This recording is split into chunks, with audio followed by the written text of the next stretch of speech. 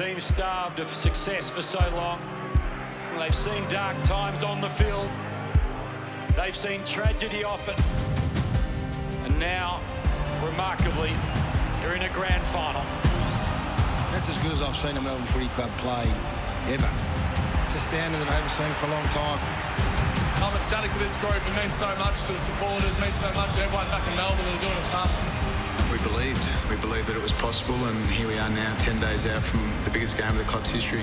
It's been a journey, a lot of work from a lot of people who's gone into getting the club to it is and the opportunity that presents itself, and I'm sure that emotion will come out.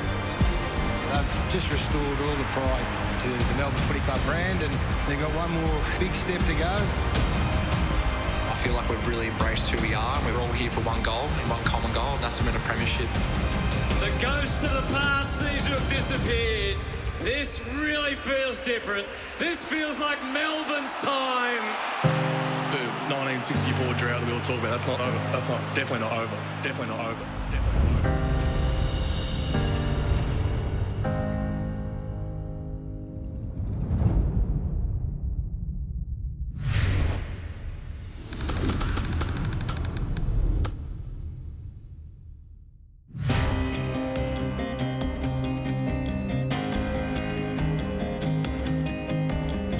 I remember going to the 58 grand final, and I vividly remember the 64 grand final, which Melbourne won, which was the sixth flag in 10 years. And as a kid, you just think, well, this just goes on forever. They were a powerhouse, there's no question about that. And they were almost despised by everyone else. It's all over. Melbourne Premiers for 1964. Norm Smith, Melbourne coach, players from both teams congratulating each other. What a terrific finish to the 64 grand final. I was in my second year. It was a successful side that I came into. 64 again was successful. We just felt that it was going to go on and on and on. Brassey's name is probably as famous as any. 3 of the premierships they won, if there had been a Norm Smith medal in those days, Brass would have picked up 3 of them. And that's how good he was. Ron, I think, rails at this, but he wasn't the most talented player. His will and his persistence and his refusal to just concede made him into the great player he was. 5'11", quite good overhead and a competent kick, but he was not outstanding at any of the traditional skills of the game, but the package was undeniable. Melbourne's great coach, Norm Smith. Norm was very hard, there's no doubt about that, but apart from that, he was a good guy, and everybody really supported him from a player point of view. Architect's not the right word, but he was the boss. He was the Army General, had a good team, not a great team in terms of pure talent, but he brought them together and made them into a unit that just no one could cope with. No one, even people who lived through it, can understand what happened. I think Melbourne won their first, 7 or 8 games under Norm Smith, and then for reasons known to no one other than the people who ran the Melbourne Cricket Club, Norm Smith was sacked mid-season. On Friday night at 8 o'clock, Norman Smith received a letter sent by special delivery. The letter produced the bombshell that his appointment as coach of the strongest football club in the history of the game was cancelled as from that date. Given that backdrop, it's just impossible to conceive how that could happen. It was unacceptable to me that I could work with men who wouldn't back me, men who would expect me to get the utmost from the players and demand from the players the loyalty and support, and at the other end of the line were not prepared to give me their support. That's where it started. Norm got into strife for criticising an umpire, and the club wouldn't support him. And that's when it all turned sour. I am Melbourne, and I'm Melbourne through and through. The thing that I feel is grossly unjust is the allegations that the club have made on Norm Smith's character, which I feel is wrong, and I can't understand any committee coming to this decision and allegation after knowing the man the way they have. Do you think the wound can be healed? No.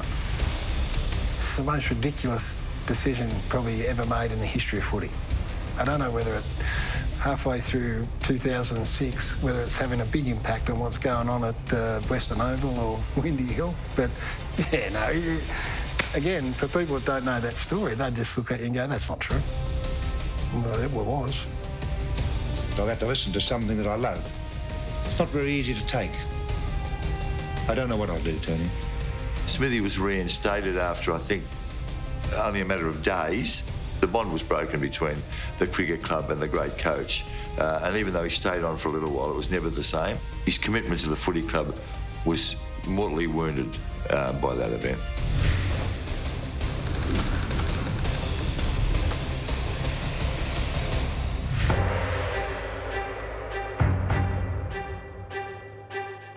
Well, they reached some low places, the Melbourne Footy Club at the time. I mean, there were periods where I think Melbourne supporters just sort of said, I'm going to the football because I should, not because I think they'll win.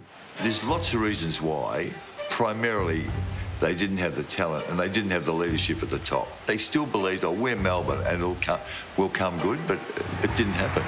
Fitzroy's rise as a power was the success story of the year. At VFL Park, they massacred Melbourne, kicking a VFL record of 36-22, 238 to Melbourne's 6-12-48. It was the biggest score and most mammoth win ever. In terms of the leanest and darkest of times, he was the beacon. Robbie Flower up high, hooks it down, goes on again, knocks it back over the top. Magnificent football by Flowers. Robbie Flower in full flight. Robbie Flower was singularly the reason why 3/4 of the Melbourne fraternity went to watch the footy. Everyone loved Robert Flower, including supporters of the other teams. The skinny bloke in number 2, beautiful skills, played the game in the spirit in which it's meant. I had a little bit to do with him leading into being recruited to Melbourne and staying with him for a period of time when he had the sports stores, and got to know him and his family pretty well, and loved him as a person. And then when I got to play with him that 1 year, he still was a star and could do things that not many other players could do. He never wavered. It didn't matter where Melbourne was on the ladder or what the state of the game was, you still got the best of Robert Flower. The humility was genuine, the skills were undeniable, and he just bled for the Melbourne Footy Club. And to this day, he's a great role model for me, how I went about my football. Is such a humble person, and the Melbourne person, when we started to try and put things in place, a lot of it was around Robbie Flower's personal characteristics.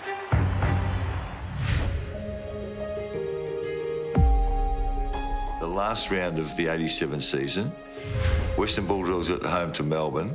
As it turned out, every position in the final 5 changed that day, and Melbourne got in because Hawthorn beat Geelong in the last minute. Give Robbie one last chance to play in finals, and he did, and he was the one who turned it around in the second half of that game. I was in the outer at the Whitten Oval that day with a transistor radio, and the roar when Dunstall kicked the goal at Geelong and the ramifications of it, it was so loud that the players stopped playing. They thought the siren had gone. That's true. Is that the siren? Maybe Hawthorn have hit the front. Yes, they must have. Look at the jubilation on the faces, young and old, in the Demons' camp. Robbie Flower hadn't played any finals games in his illustrious career, and he got, in his last year of footy, got the chance to play in finals and got to that prelim moment. Things that happened that day, I mean, the goals missed from 2 and 3 metres out. It was just, it seemed like it was fated not to happen. Melbourne hadn't played in the finals for 23 or 24 years, so the build-up to that was a really special occasion. We had enormous momentum.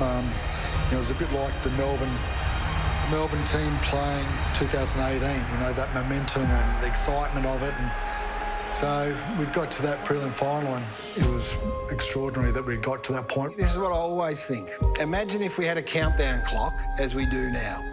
When Tony Campbell kicks the point, I think it was Tony Campbell, the clock would have said 9 seconds. The ball, Waverley Park is as big a ground as you've ever seen. The ball's in the full-back line. Melbourne supporters are sitting there going, 9 seconds to go, we're in the grand final, right? The likelihood of them scoring in 9 seconds a goal is next to none. So Michael Tuck kicks the footy in, and you're watching it, 9, 8, you're going, geez, don't let anyone mark this. The ball goes over the pack and Peter Schwab marks it, right? And you're looking at the clock and you're going, 7 seconds. Hold him up, make him kick over the mark, and the siren will go. Don't let him play on. Peter Schropp goes bang, handballs it out to whoever, can't remember. You think, God help me, please, no mark. 6 seconds, 5. Gary Buckenara's going to mark the footy, right? You're thinking, don't let him mark it, or at worst, don't give a free kick away. Langford comes out with the ball, drives it down, Buckenara tripped, Buckenara's free kick. Free kick, siren. You're looking at the clock, you're going, he's not going to kick it, we're still in the grand final, 2 seconds. Just don't do anything silly like run across the mark. There's 15 metres! 15! What pressure on Gary Buckenara? Siren. 15 metres, goal, out of the grand final. Melbourne are in. There's the kick. It's a goal! It's a goal! If you knew how long there was to go when that ball was kicked in, you wish sat there would have thought, is this a dream? And then Swooper just came in fuming and pointed his finger and said, don't you effing do that again, Jimmy. And you could hear a pin drop. True or not, I'm not sure if this is apocryphal. Jim said, I saw whoever it was on his own and I didn't want Buckenara to kick to him. And the answer is Jim. The siren went, he can't kick it to him. I don't think Jim knew. I don't know. Did you hear it? No. I'm not sure he knew the rule. It's a defining moment in Jim's professional footy career. He spoke to that often. He said he went off overseas thinking, I'm not coming back. I've had enough. Jimmy spoke about having to escape Melbourne in particular, but Australia really, because everyone knew what had happened. There was a moment in somewhere, I want to say Sweden or Switzerland, he was on a bus or a tram car or something where he's, thinking, I'm away from it, and all of a sudden he hears somebody go, hey, Jimmy, what'd you run across the mark for? Some Aussie. And Jimmy realised that he couldn't run away from it. So he did what he always did. He went back to Dublin, trained like a crazy man, ran up the mountains in the snow, came back as the fittest player, played in the grand final in '88, and by 1991 he's the best player in the competition. I bet that's a pretty good story. I really think that was a driving force of him taking responsibility and getting on with it and becoming a great player. Jimmy was as an official as he was as a player. No job's too big. Who says we can't do it? If we work hard enough, we'll make it work. I had the utmost respect for Jim and his skills in talking and leading people, and not just youth, anybody. I used to call Jim the Pied Piper. When Jim spoke, everybody wanted to listen. So I just knew he'd be an unbelievably good president for the footy club, and I thought he could get us on the right track. So I worked closely with him and drove him mad to say, you should become the president. And it was only stopped by his, cancer diagnosis. His resilience, probably how he went about his life, and later in life, as we all know, with his cancer battle, you knew he had all that fight in him from the way he handled the resilience of some of his career stuff from 1987 prelim final. When he went into the footy club, Jim would speak to everybody. Everybody was important, and you gained a sense of confidence that we're going to get somewhere here. Like this was the time we were all going to take some steps forward. We were very confident about what we could put together. Financially, we were cooked. And he had to save the foundation. He called it the Foundation's Hero Dinner, and he got everyone he never knew. He invited them to this dinner. And then you're all there, and you're going, right, it's time to do your bit. So he said, everyone stand up. And everyone stood up, and he said, right, you're in for 500, everyone. The dollar sign's going to go up. Now, you sit down when it gets uncomfortable for you. And sit there, and he's just looking at you, daring you to sit down, right? So it gets 1,000 and he's looking at you, daring you. So it gets to 2,000 and then gradually people are sitting down the room, and by the end of it, I think he wiped over $1.5, maybe $2 million of debt by the end of the night. And him trying to do that and fight cancer, I mean, that's extraordinary. I knew that Jim was really, really sick, and his footy club's, he's trying to save a footy club. At the same time, he's trying to save his life. There was a bit of a shame in that for me. So, I went round, saw him the next day and just asked if he needed some help. That was 2011. I think he passed away in February or March the next year. He was still the president of the footy club. I only knew him for 2 years. And I only knew him when he was sick as well, which is one of my biggest life regrets, because Jim was an incredible person when he was sick. So you can only imagine what he was like when he was fit, healthy and well. But 2009, Scully, Trengrove, Gisberts, Tapscott, all taken in the first round, all before me. Every Melbourne supporter in their own right had got to be excited about those 4 players. But Jim, weirdly, in a room full of those players and their families, stood me up and made me stand up and go, oh, this kid's going to be our best player, he's going to do things differently, he's going to be a star. And I'm sitting there going, why does he think I'm going to do things differently? When you look back on it and go, he had such a strength in adolescence and creating the best teens and turning them into adults, and looking back on that, that's what he saw in me, and that's what he tried to me. And now I use that in my leadership. It's okay to be different. You tick off these values, you tick off what we want you to do on the field and off the field, and then just go be the person you want to be. And that's Jim. You tell me a better story than that. You tell me if you can come up with a better story.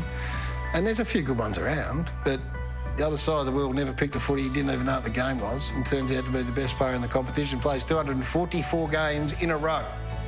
244 in a row. Plays for Victoria, he plays for Australia, he plays for Ireland. He wins the Brownlow medal. He's the president of the footy club. He never knew what football was 5 years before he got there.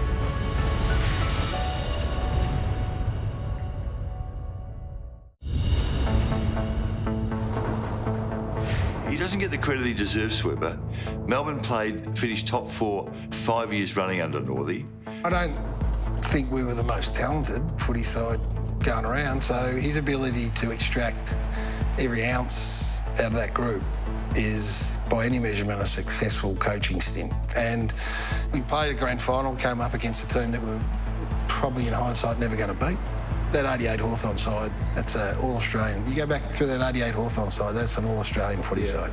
And we'd come through. We had to win the last home and away game to make the finals that year. So we did it the hard way. Great atmosphere when they came onto the ground, and Melbourne have been starved of success for so long. Everybody wants to see Melbourne get up and win this grand final.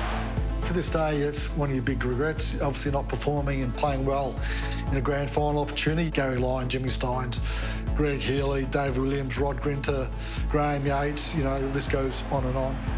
That we were still pretty young, but we thought we were good enough to win. An absolute bath Melbourne are taking here at the moment, having qualified from 5th place. People say you got great regrets. Not really. The reality is, maybe once in 100 we might have got them. You almost think it's your right, because we lost the way we did in 87, that it was just the footy gods were going to look after us. Yeah, all the doom and gloom about Melbourne. 87, we're about to play in the finals, and I'm out. I'm not there, but that didn't matter, because you have this great naivety about you to say that you'll play in the next one, and we did. We played in the grand final the next year, played the final the next year. We played, very unlucky, get prelims, and then come to a crushing halt, and then just passes you by like that.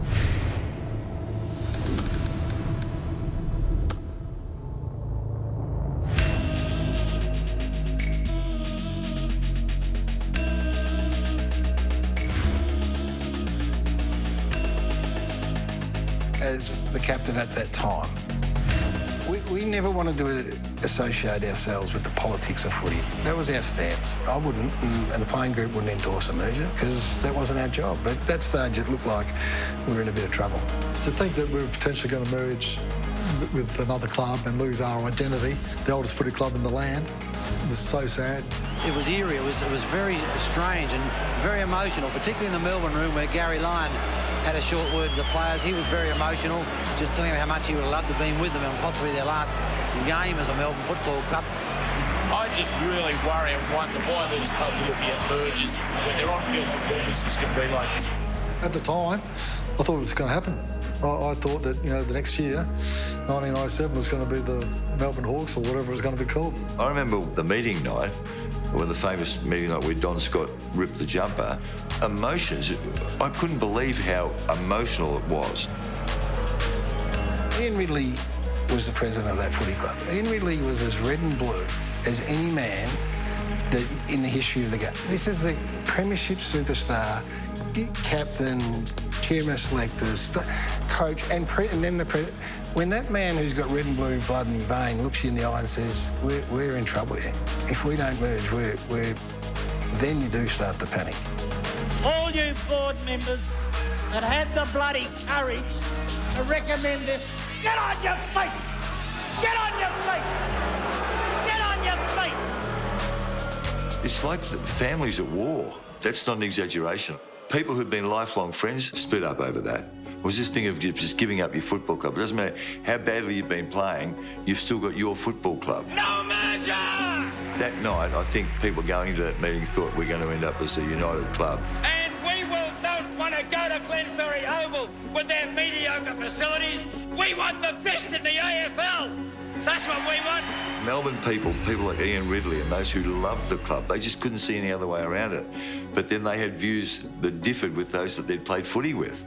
Well, I wouldn't say I never thought it wouldn't happen, but I was hopeful that it didn't, and ultimately rapt that it didn't come about. Thank God it didn't happen. You know, the people were brave enough to stand up and say, no, we're going to find a way. And it was a hell of a lot better going through those really up and down times and being beaten by over 100 points and trying to rebuild than being a non-existent footy club. So the journey's been worth it.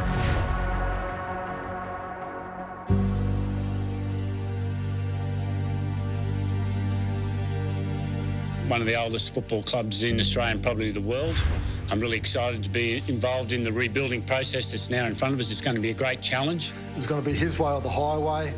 It's the first time he brought in a list of this is how we're going to play, basically. There's rules around how we'd move the ball, how we would defend. Neil was brutally honest, and he just smacked me right between the eyes in the way that only Neil Danaher can. He came in, the first meeting was really vivid. He's saying, now here you blokes have been doing a lot of bike riding, a lot of swimming in pre-season. Well, boys, throw your bikes away.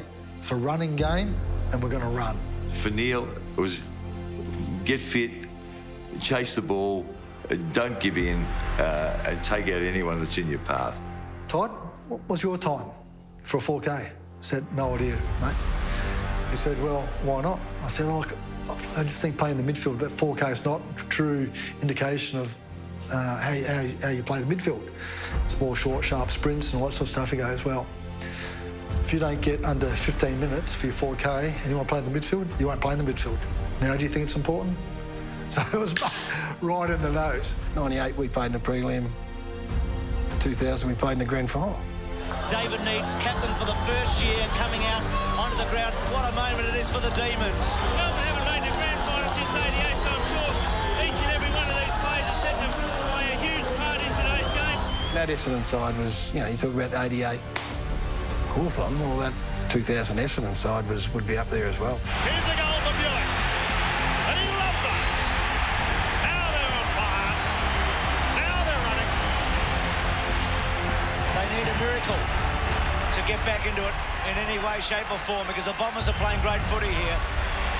And this great team is putting a space in the Demons now. In my mind, it was 88, and the two grand finals that Melbourne played in just happened to coincide with these two great sides. They came around quickly. So when it comes around quickly, you're not as hardened and battle-hardened, and, another 3 years of that group staying there together, another 2 years, and, they make a grand final again, then they're ready to fly the flag. I think it just happened that quick, and the ruthlessness and the brutality of grand finals, Essendon were ready for it. I don't think that group were quite there yet. Danaher had an unbelievable impact on his men. Footy club, he took him to a grand final, and it was disappointing in 2000, there's no question about that. But the blokes would have run through brick walls for Neil. I love the guy as a coach and love him even more now for the way he's given back to the footy, given back to the community. There's a saying in football, when it's your time to go, you got to go. And it's my time to go. His attitude is unbelievably good. I can't imagine how he just gets up every day and puts on that face, but that's the way he lives his life. He'll just do what he has to do until he can't do it anymore. 90% people die between 2 and 5 years. I'm close to 2, so I've got 3 years left, and then we're going to break through that barrier, mate. I'm hard to kill. Neil is just an incredible person, incredibly selfless person. He's fighting for a disease he's not going to win, and he was all over our walls before the game. Quotes left, right and centre. He's been all over our walls for 7 or 8 years. We talk about leaders all the time, but Neil Danaher is the absolute leader of the world, in my opinion. Hey, you might see a Melbourne Premiership. Mom, what about that? What about that?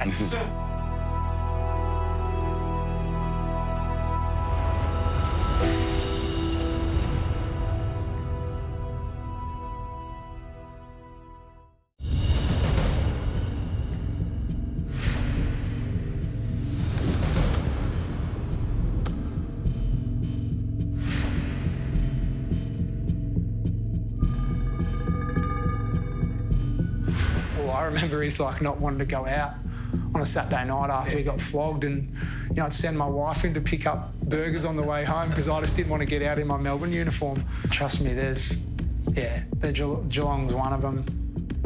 And I'm supposed to be commentating on this game, and up in the television there was a Melbourne versus Geelong game down at Cardinia Park on. And as you always do, you're watching, but you're always keeping an eye on. And I just watched, and in the end, I couldn't sort of take my eyes off it. It has been a feast like we have never seen before here, and it could be the last supper for Melbourne. 37 goals, 11. By the end of that was as low as I felt, because not only the nature of it, but it spoke to a club that's got enormous issues. Internally, externally, whatever, but it also was being run by a man that was fighting for his life at the same time he was fighting to save a footy club. Doesn't get much slower than that. And then I got drafted in 2012, 2013. We put a good pre-season together, like every other team in the competition. We thought we were going to go better again, and we came out against Port Adelaide on the MCG. I debuted and we got beaten by 80 points. Never in your wildest dreams would you have thought Port Adelaide would come to the G in round one and absolutely obliterate Melbourne. That was a pretty confronting experience, my first AFL game, and we got absolutely embarrassed. And then we go to the next week, we get beaten by 150 points to Essendon. And this is not a great sign if you're a Melbourne fan. And I remember coming off the ground and there was a booing sound, and I remember telling one of my teammates, I didn't think the umpiring was that bad. And then we got closer to the race, back into the change rooms, and I realised that the supporters were actually booing us. And we walked through the race and we're getting scarves and memberships thrown at us. And I walk into the change rooms, and I won't say his name, but I sit down next to one of my teammates and he's crying. I told some people that we were selfish, that we were only playing for ourselves, and until we start trusting our teammates, that we will continue to be poor footy club. I named names, and I remember straight after I was a naive 18-year-old, and I felt if someone said that to me, then I'd understand where they're coming from. This is a performance industry. We get on with it, but I hurt a few feelings, I think, that day, and a couple of players stormed out of the meeting, and it took a couple of weeks of trying to chat to them and kind of get back on good terms. As an 18-year-old, to do that was probably ballsy, and probably Jack felt the brunt of that for probably more than a couple of weeks. From a recruiting and this management point of view, we discussed over a period of time, how we're going to get better, and we needed to bring players into the group that were prepared to be stand on their digs and change how we were going. Why would I stick around and keep putting myself through that? There was a little bit of interest, but I quickly shut that down by committing and playing on with Melbourne. And I think there was just this affinity, the fact that they drafted me. There was ringing in my mind when I was a young kid. My old man and parents, always encouraged me not to take the easy way out. No matter how hard it gets, you dig in and you keep trying harder. And I don't know, I just think morally it didn't sit well with me to just jump ship. I think the broad view is that the decision to get Peter Jackson and Paul Roos in was the start of the new era. To have someone to come in with a bit of brutality about them in Peter Jackson, to say, let me have a look at this footy club from eyes that have not red and blue, got Paul Roos, gives instant credibility, buys some time, puts the media that had had a field day and dining out on the carcass of Melbourne for a long time. Roosie just fronts up and sticks his shoulders back and puts the Roosie charm on and says, yep, this is going to take 3 years, so you can keep trying to knock me on the head, but it won't get you anywhere. And in the meantime, they went about putting in a program that was, of a much higher standard, much more accountable.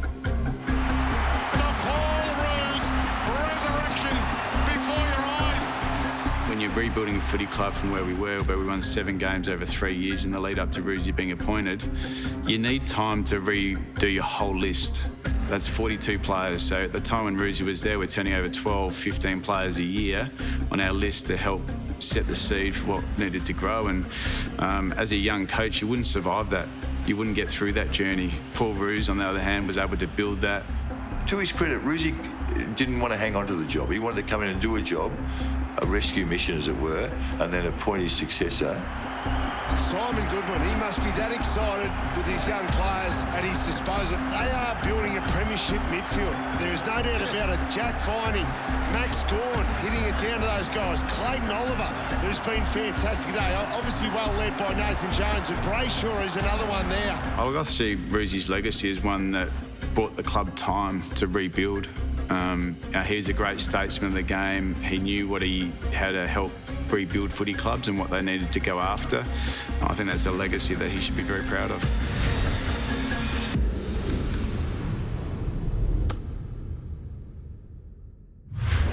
What was it, 2018? The West Coast game. Where? The West Coast preliminary final. Oh, when we were gone after 4 minutes. Me. The bit I learned from it was what a prelim meant. So in 2018, we played 2 unbelievable 100,000 crowd MCG games against rivals, Hawthorn and Geelong. MCG is just at boiling point. They're bubbling with excitement here, the Demon fans. Melbourne fans have waited such a long time. The drought from a finals appearance, 12 years, 1964. Since the flag, we've seen the Dogs and the Tigers in recent years, the last couple of years, and now Melbourne might be the fairy tale story of September. Prelim was almost like the added bonus for us there. They look at each other in the eye. It's just imagine the heart-pumping, pulsating environment is here in the West. They had swept through that final series with the Demons, and we all had this hope that that was going to be the day. We were daring to dream that this could be the year that we could put everything to rest. And 6 or 7 minutes in, it was over. And we just thought, this is part of the tragic history of this footy club.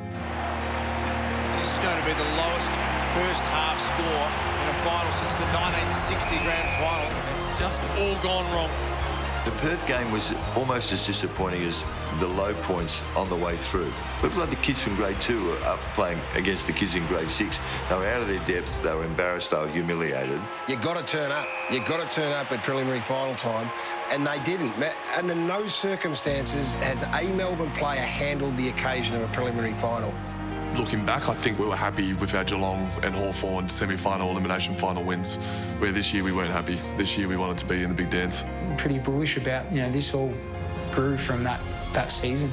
Maybe we got a few things wrong in 1920, but we progressively got better. I think the most important turning point was the review that we did of the entire department at the end of 2020.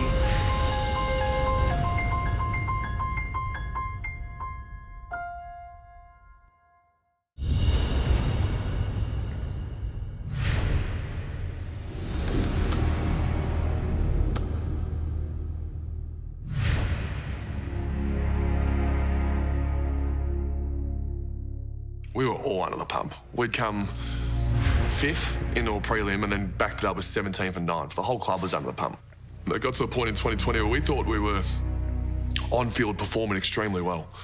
We had a couple of bad games in Cairns and that ruined our finals chances, but when we finished 9th, we sit there and go, we played some good footy and we didn't make it, so what's this next little bit?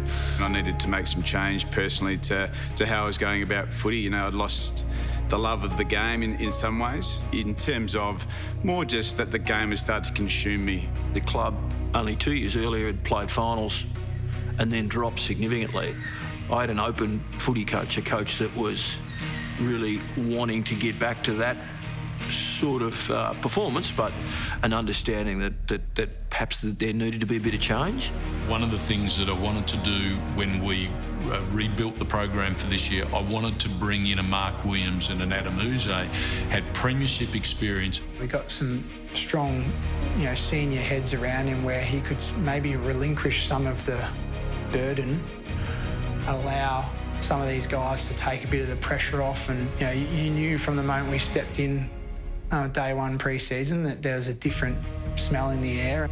There's no doubt that the player group really took ownership of the standards and disciplines and living the values, and that was driven by the player leadership group, and it felt different in the pre-season. So really clearly and pretty early on, they called out that we want to be a really successful footy team and we play in and win significant finals. So what's the gap? This is the playing group with some steering conversations from leaders. At the start of this year, after 2020 not making the finals, you had Christian Petrarca, you had Jake Levy, you had Stephen May, Alex Neil-Bullen, that actually stood up and said, no, we're sick and tired of being talked about as a talented team. We've had a few conversations in the Sereno pub, but one in March, and you said, if we don't get injuries, we'll win it. But you meant it, didn't you?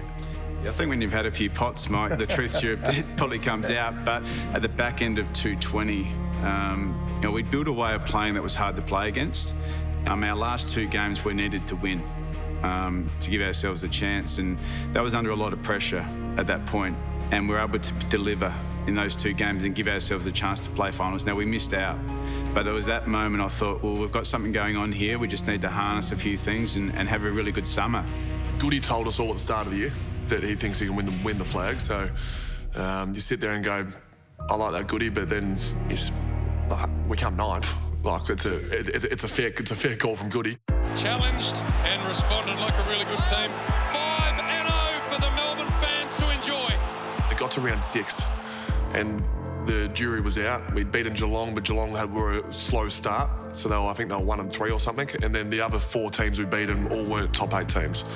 And we got Richmond, who are the premiers, Anzac Eve, 60,000 at the G, Nathan Jones is 300. It was a big game. And the fact that we were able to hold up and win that game, then I knew we're right in this. They're on the edge of their seats, the Melbourne fans.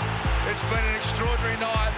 They're going to go 6-0 for the first time since 1965. It's been bloody hard, bloody tough, and they've stuck by us. Just stick with this group because we're going somewhere pretty special, I think. So we still had some pretty strong teams to play. The Bulldogs clearly being one of them. The Brisbane, the teams that ended up being pretty strong. What gave me great confidence that we were heading the right way was when we were challenged in games and things didn't go our way, there was this resolve in this group. 1v2, the heavyweight champs. At the moment are the Melbourne Footy Club. They are on top of the ladder. They've stared down Geelong, Richmond, Western Bulldogs and now Brisbane and done a number on all of them. So Melbourne fans are starting to believe they are the real deal. I just went through, won lots of games, the best 6 of any club in the competition. They all played well. There was hardly a falter, was there? And a minor premier to be decided here tonight. Cats have kicked 9 goals in a row. Pickett looking for another, kick the first of the night. He's got 2. Quick response. Spargo got it. Back-to-back goals. Can Oliver get a goal from there? Oh, he's got it. Clarity. 3 unanswered goals. The D's are right back in this. Chance McDonald, hand on it. Spargo looking for another. He has! Can you believe this? It's a 7-point game. Barry French almost run down, kicks the goal. Lever, happy to take a little off it and just hope goes in. My first thought was why have I put myself in this position? And against Geelong, which I've had a horrible history with my set shots. And I guarantee you, every single Melbourne supporter at home was going, oh no. It's funny, all I could hear the whole time was Tom Hawkins. He was on the mark. He was saying 2018 the whole way in, which is the year I missed. And it comes down to this. And Melbourne are minor premiers. Just like that. I'm pretty emotional right now, to be honest. That's for every fan right there, Melbourne fan who's been, embarrassed to sort of wear the Melbourne Footy Club logo and, to put the club back on the map and to be first is something that we've strived for. And we get told we over-celebrated, or we had 40 guys running in, jumping on each other, and we had finals the next week. But we've won a game against Geelong, who we think is one of our modern-day rivals, a side that has belted us at Cardinia Park where we played, and we're down by 40 points halfway through the third quarter and won the minor premiership. Of course we're going to celebrate. That's one of the greatest moments in football.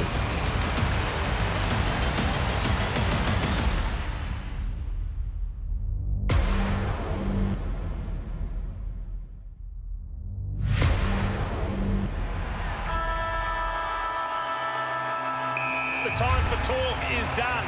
It's all about actions now. We are set to go. The first qualifying final, the winner goes straight through to the preliminary final.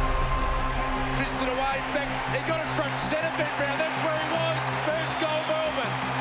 Now Pickett a little chance. Can he conjure some magic? It shouldn't have gone through from there, but it has. Now towards Oliver. Onto his left boot.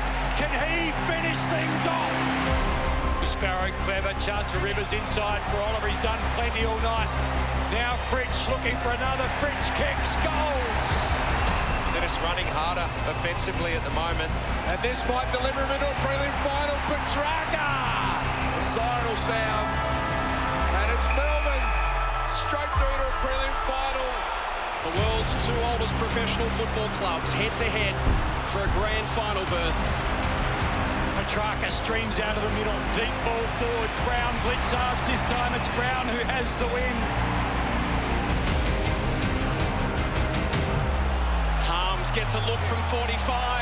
Winds up. Goes for it and gets it. Chance for Sparrow. Radigalia front spot. Neil Bullen check side. Is it 3 in a row for the Demons?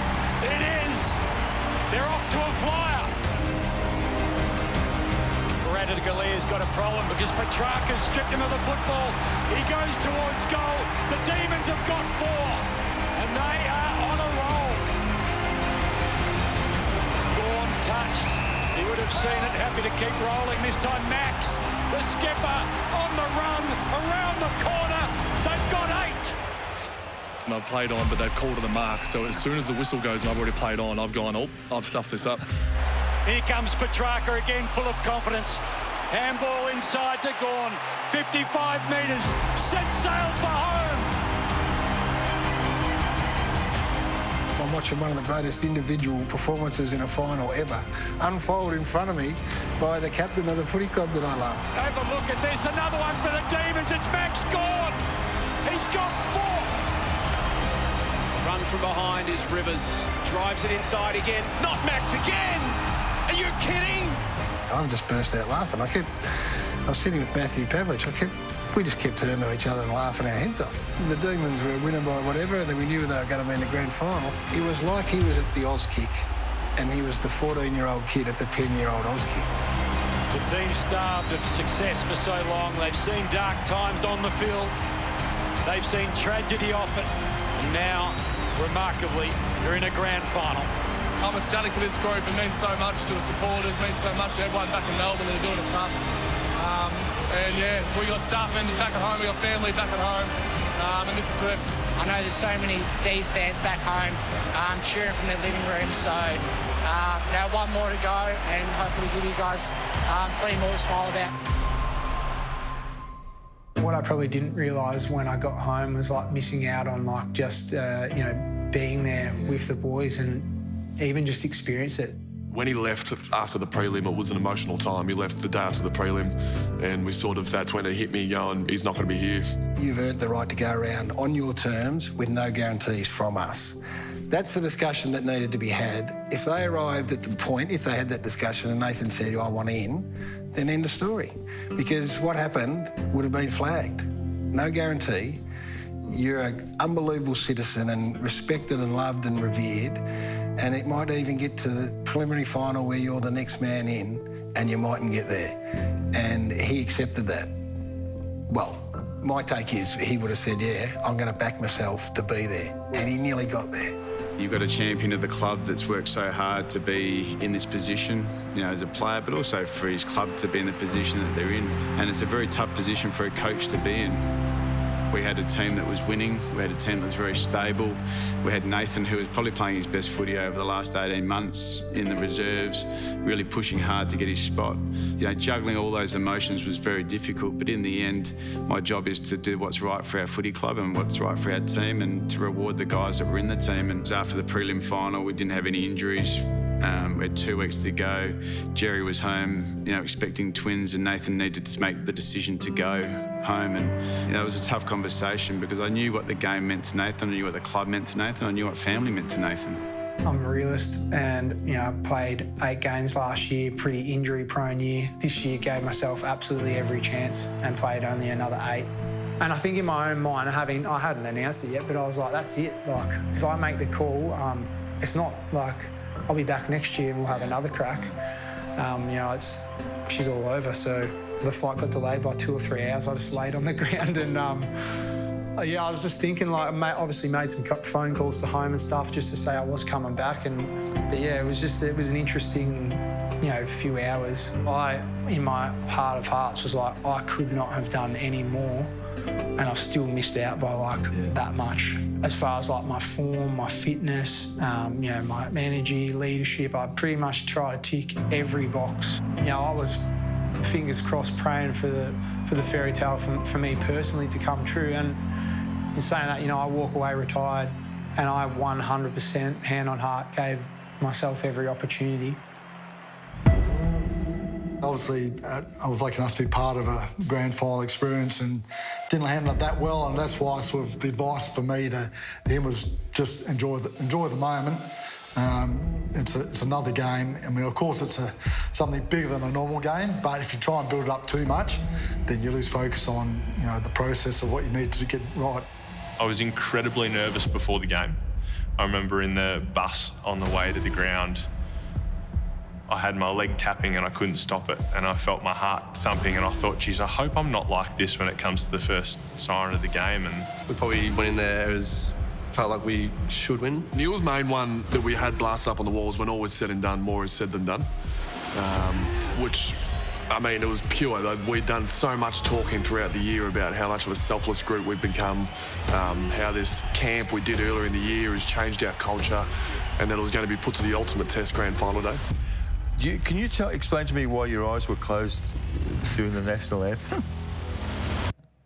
Yeah, it's an interesting one. I don't know. I just found it a bit of a distraction, to be honest. I did in the prelim against Geelong and I had my eyes open for a little bit, and I just got way too nervous and overhyped with the whole situation. Whether it's a grand final or round one, it's still the same game. It's still 4 quarters, still footy goals on both ends. So for me, closing my eyes was just trying to block it out.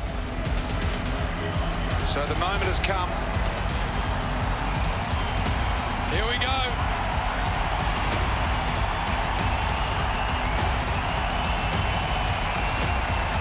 History to be made in the West.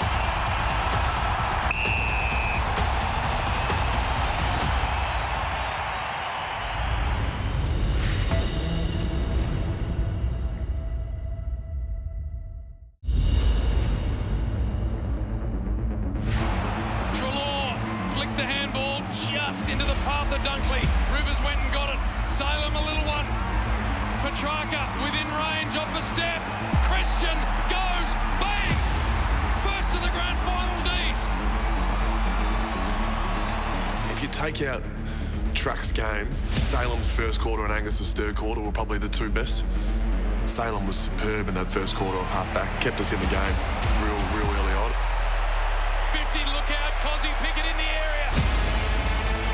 Geray's got to be so careful. Straight to Jackson. Goal coming up, Demons. Spargo dribbles it through. Bowie's going to bring it back in. Centre half forward. Lowers the eyes. Not great.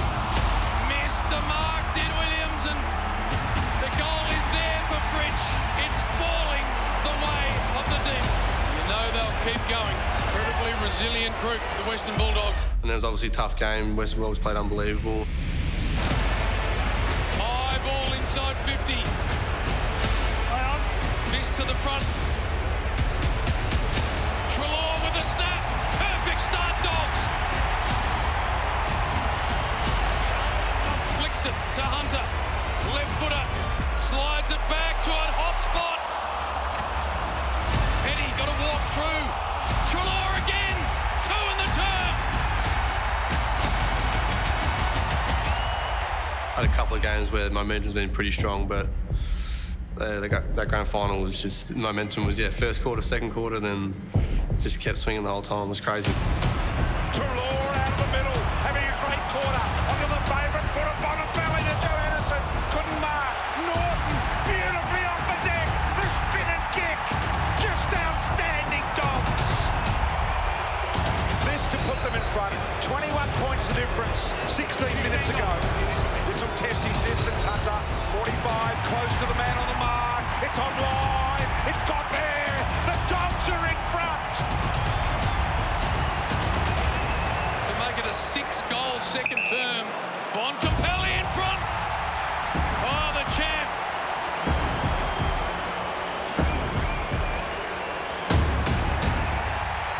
Wow. As good as it gets, that man on the screen. Even sitting in the grand final when we got behind, I just thought there's more in them than this. I was sitting there thinking, I think the Doggies are playing as well as they can, and our handballs are just missing by an inch. This is going to change. Siren sounds, and the Dogs' extraordinary quarter. Melbourne led at 21 points at quarter time, and now the Dogs by 8 points at half time.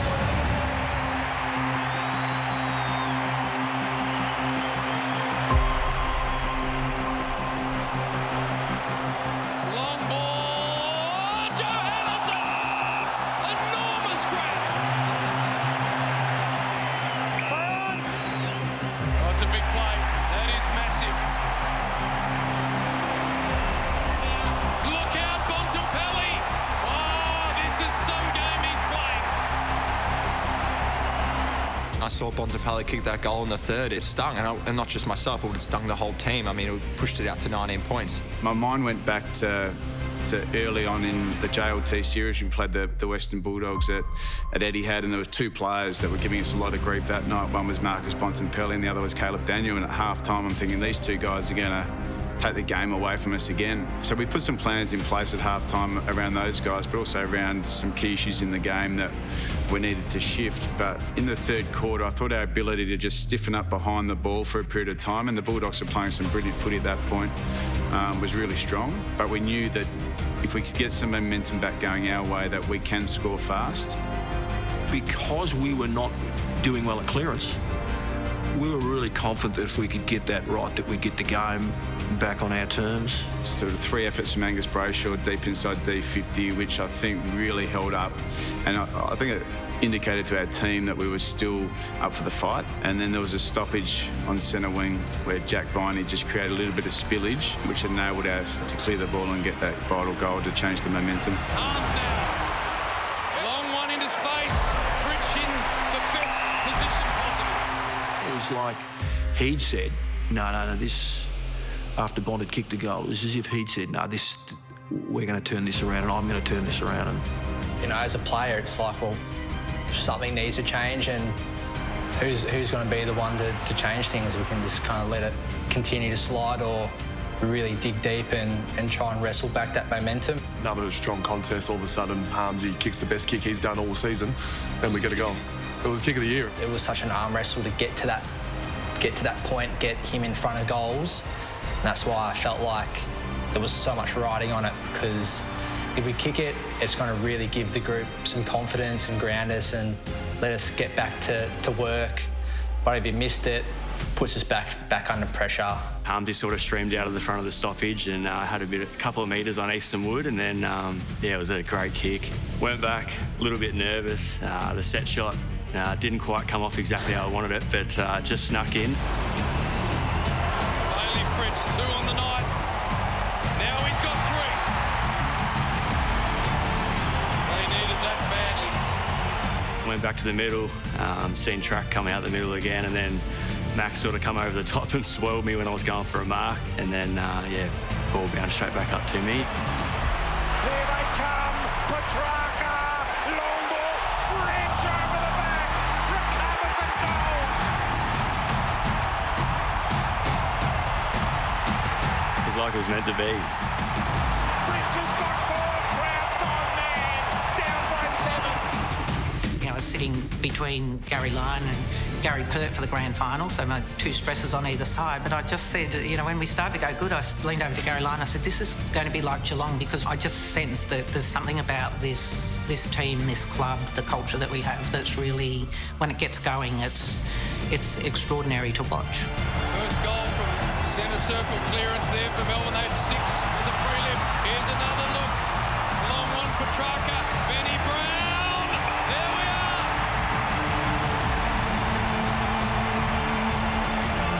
They didn't have much of a fight against the Lions. They didn't have much of a fight against Geelong. This is the first time they've been taken up to in the final series, and they've responded in the right way. I had my set shots before the game. I think I hit the post with one and kicked the rest of them. So I almost went into the game going, I'm going to kick everything I get my hands on today. Benny Brown. Got it. Big response, Melbourne. It was powerful. Yeah, it was very, very powerful. It's quite funny, like that. We were such in a zone that sort of last 8 minutes of the third quarter. 3 in a row, Melbourne. 1-point margin. Breathing a little easier, Simon Goodwin.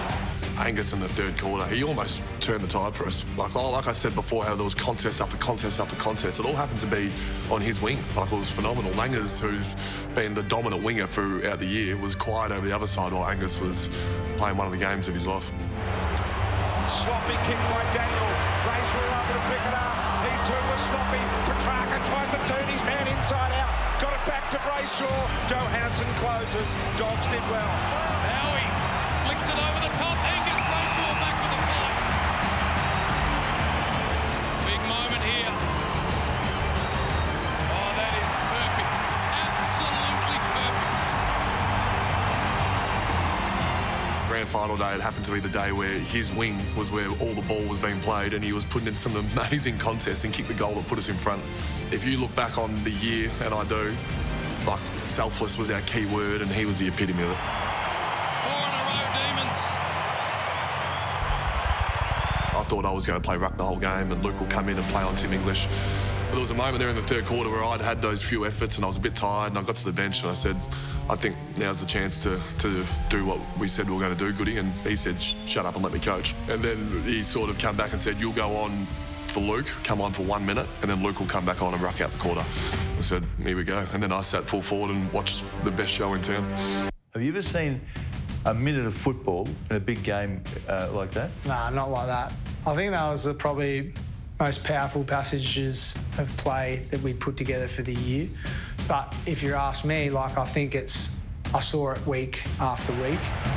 They've kicked the last 4 of this game. Long ball, Pickett at the back. Petrarca. Oh, wow. How good is that? Christian Petrarca, no way. Looking at our body language and, after I kicked that goal in my face and stuff like that, it was pretty powerful. This man has been sensational today. Just the composure there, just to sum it up. Dribble it on the outside, realised there was no doggies player near him, and he's turned around and got him going again. Steve Mays in the back line yelling out, like, slow down, like, don't kick any more goals, like, ice it, like, we're going the three-quarter time up by 12 points, over me and Track like, nah. Petrarca and Bonampelli going head-to-head. There he is, to Oliver again. This one will be a big one. Sparrow to make it a 3-goal, three-quarter time lead. He's got it.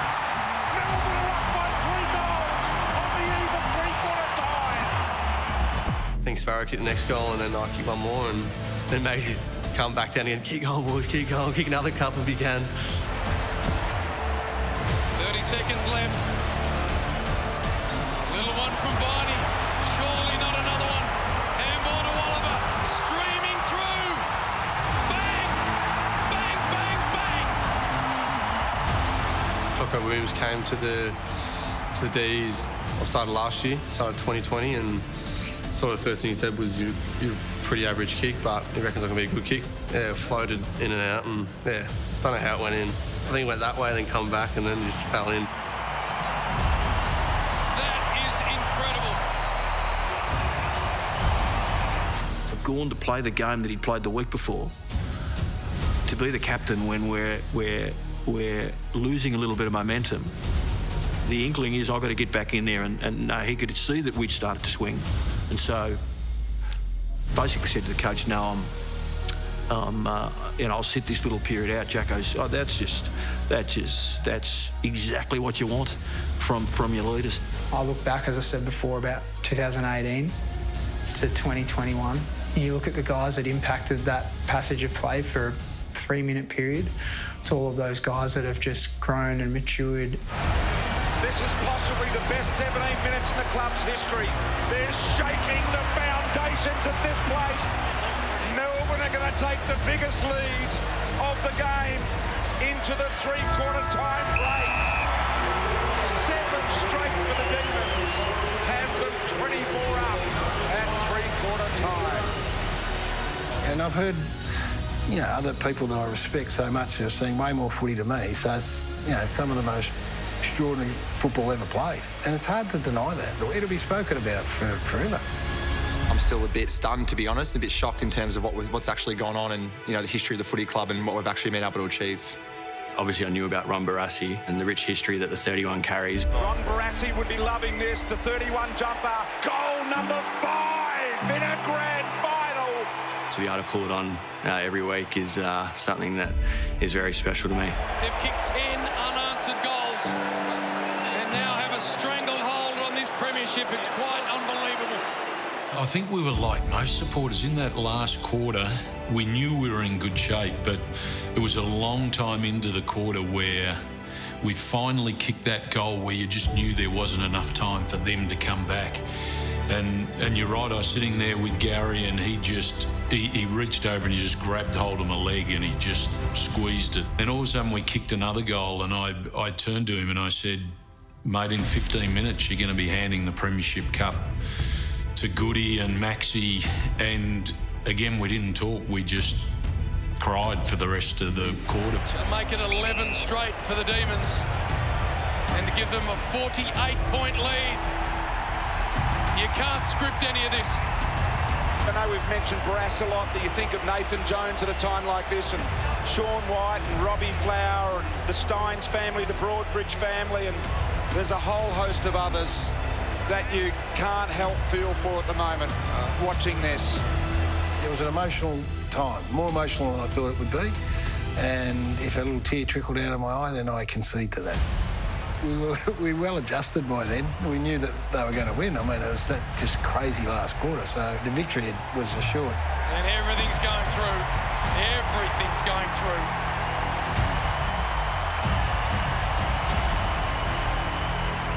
Obviously, we were pretty lucky and had a handy lead in the last quarter, so me and Track had a little chat. There was probably about 10 minutes left, and me, Sailor and Track were all best mates, so we thought we'd come together when the final siren comes.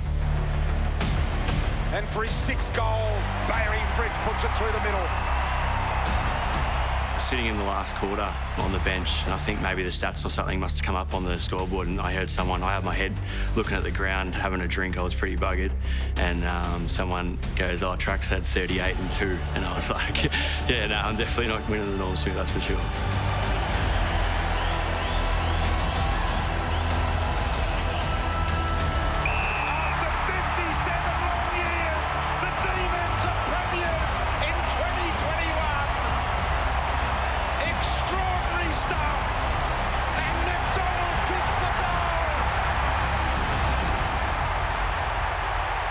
When the actual siren goes, it's honestly one of the best feelings in the world. You just sort of, if you actually watch the footage, I was just sort of running around and didn't really know what to do. And then there were about 10 people on top of me and I was at the bottom of it. So for a second I felt like I was going to die, to be honest. I mean, there was that many people on me.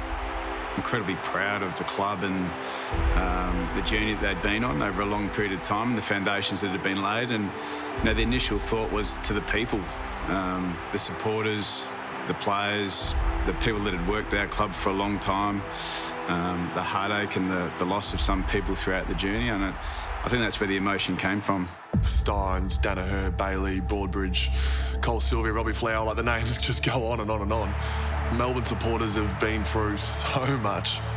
When you're in the footy for 20 odd years and you understand how hard they are to win as a player, as you get towards the back end of your career and you don't get there, and then you see how hard they are to win, as a coach and as a footy club and the work that goes into it, the fulfilment of this one as a coach is significant because it's about the people. And you see the joy that it's brought to the supporters that have had 57 years to wait. That's just blown me away. I actually can't speak right now. It feels like a dream. Just every fan that's watching back home, we bloody did it! It was just exhilaration. It was that, that feeling that you've been striving for so long. It's just an incredible narrative. So much pain inside of that. There are stories everywhere. Do you remember saying to the Melbourne recruiting staff that you wanted to be the greatest player in the game? Yeah, I did, yeah. And the winner of the Norm Smith medal is from the Melbourne Football Club, Christian Petrarca. I'll always have individual goals and things that I want to strive for. I think every athlete has that, and you're not human if you're not thinking like that. But I think for me, being a part of a footy club that has team success is the best way to go about it. To see your kids go through their journeys in life, whatever they do, and whether they're doctors, carpenters, footy players. He's been really lucky to go to Melbourne when they're travelling not so well, and then go through all the ups and downs of that, numerous coaches, and then to get to the point, the pinnacle, and win one, and obviously play well in his final series and win one. To experience that whole journey is what life's all about, that journey. Has there been a better midfielder play for Melbourne than Clayton Oliver? No one loved Todd more than me, but he and Petrarca just jumped over him. Some tape on my right wrist and some left-hander. I wrote GH for Jeff Hibbard. I knew that he was with me on grand final day, and I thought that was a little message in memory of him. I knew pretty early the fate. Jeff was gone, pretty familiar with the water and what would have happened. But I think for my family it was really tough, and to see what my family were going through was hard. That club really reached out and put their arms around me, and that's what footy clubs are great for. Definitely helped me get through the hard times, is knowing I've got teammates behind me. Jake Bowie, this little redhead fella who they took as the first pick, who I'd watched play VFL footy, looked like he knew what he was doing, had a reputation as a good ball user. I thought, they're going to give him a run before it gets serious. Played really well. He didn't play in a losing game. He walked off with a Premiership medallion around his neck. That story blows my mind. Ben Brown today competed hard, kicked three, discarded by the wooden spooners last year, and here he is in a flag. I always wanted to stay at North Melbourne, and I went in with that intention. I think at the end of the day, the move was the best thing for me, and North obviously believed that it was the best thing for them as well. The numbers didn't lie. He was the highest goal scorer in the competition over a period of time. Why wouldn't you? He could well go down as the greatest. That's a massive call, obviously, with the likes of Ron. I think the impact Max has had as far as galvanising the club and the progression of, helped and witnessed him grow into the role he's in right now, and he's only going to get better. Max is going to be remembered as one of the all-time great Melbourne players and leaders. And there's absolutely no question about it. Max is a captain for the age of footy right now, the era that we're in. He's slightly left of centre. He's embracing of everyone's different personalities and natures and the expectations. He understands the hardship and toil. He's had knee reconstructions. He did it hard early in the piece. Wasn't a walk-up start for him. And now he's the most influential leader in AFL footy. It's an unbelievable story. Lastly, after 57 years of pain, it's coming home. It was a groundswell of emotion. It was an emotional time, and I was conscious of getting the cup to them and then getting off quickly so that because I knew the boys were on the charge, and they did.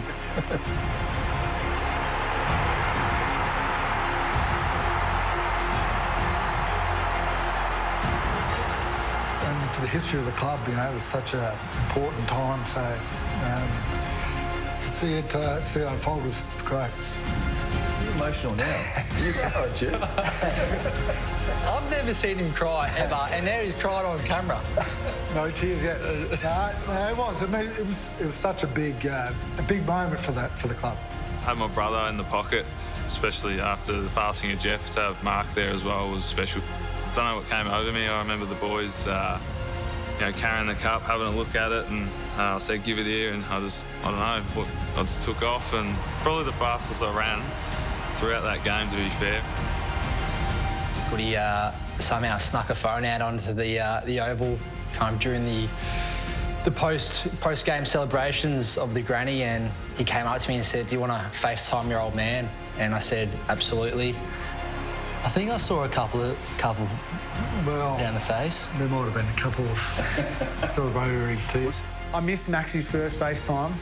I was actually helping Jerry with the babies, and I came back, sat down. I had a few missed calls, so I got back onto them. But yeah, I spoke to maybe 5 or 6 boys, and yeah, it's pretty cool. Like, it was pretty awesome to watch. You know, as hard as it was, you know, to think about my individual, scenario. And once I remove that, and you just enjoy it as a Melbourne supporter, I have so much passion and love for the club. I couldn't help but not be, over the moon, particularly for my teammates and more so the supporters.